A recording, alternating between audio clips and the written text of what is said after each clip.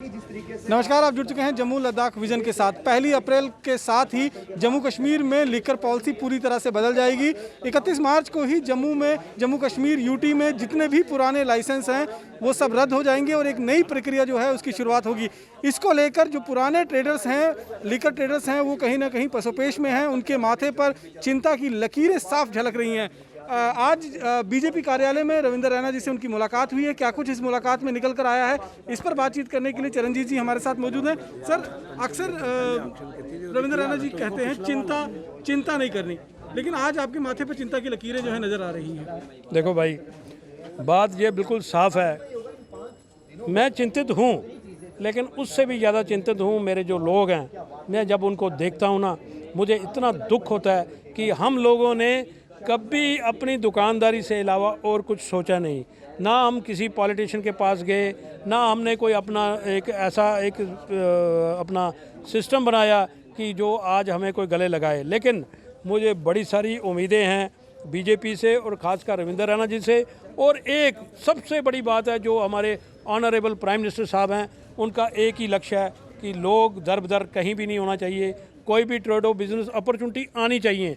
लेकिन इस तरीके से अगर नॉर्मल आदमी परेशान होता है तो समझ लो कि ये अब अंत की ओर हम चल रहे हैं। आज मुलाकात हुई है आपकी जम्मू कश्मीर यूटी के बीजेपी के जो प्रधान है रविंद्र रैना से। क्या कुछ आप लोगों ने उनसे बातचीत की है और क्या कुछ भरोसा आपको दिलाया गया है? नहीं, उन्होंने कहा है, हमने एलजी साहब से बात की है और स्टेट वे उन्होंने कहा कि इसमें कोई जो चीज़ें होंगी हम इसको ठीक करेंगे। लेकिन मैं एक क्लियर मैसेज देना चाहता हूँ कि हमारे लोगों के पास पैसे नहीं हैं, आपने हमें निकालना है। डायरेक्टली नहीं, इनडायरेक्टली निकाल रहे हैं। 5 लाख रुपए मिनिमम बिड है, जिसकी 6 लाख रुपए ITR है, वो कैसे अपना कम्पीट करेगा? वो इसमें हम लोग बैठ ही नहीं सकते हैं। और हमारी रोटी रोज़ी जाने के पूरे बंदोबस्त किए गए हैं, डायरेक्टली नहीं किए गए, इनडायरेक्टली हो चुके हैं। और इसके पीछे बहुत बड़ी फिश जो है वो काम कर रही है। और मेरी गुहार है आज डॉक्टर जितेंद्र सिंह जी से भी, उनके घर के सामने हैं हम, और नहायत अच्छे आदमी हैं, मैं उनका पेशेंट भी रहा हूँ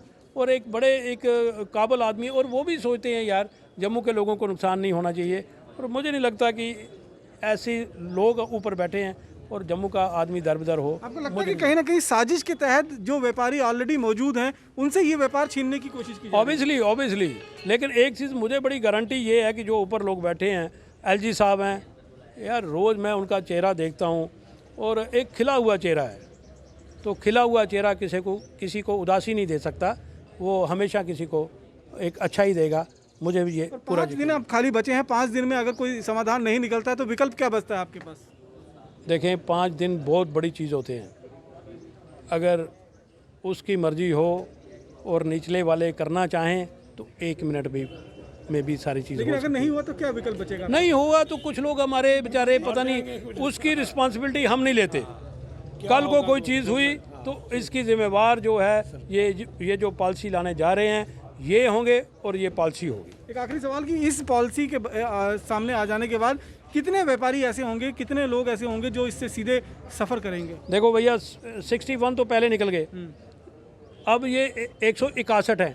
अगर 161 जो हैं डायरेक्टली इन्वॉल्व हैं, लेकिन इनडायरेक्टली लोग जो हमारे साथ 10,000 लोग हैं वो जुड़े हुए हैं, उनका कारोबार जो है, उनकी 10,000 लोग नहीं, 10,000 परिवार होंगे कम से कम। तो ये 10,000 परिवार ऐसे होंगे जो इस पूरी पॉलिसी के सामने आ जाने के बाद सीधे तौर पर कहीं ना कहीं इससे ग्रसित होंगे और इससे कहीं ना कहीं उनको परेशानी होगी, उनकी रोज़मर्रा की जो ज़िंदगी थी वो बिगड़ जाएगी। इसीलिए आज ये लोग एक उम्मीद लेकर बीजेपी के प्रधान रविंद्र रैना के पास आए थे, जहाँ इनको एक बार फिर आश्वासन दिया गया है कि चिंता नहीं करनी, आऊँ बैठे था।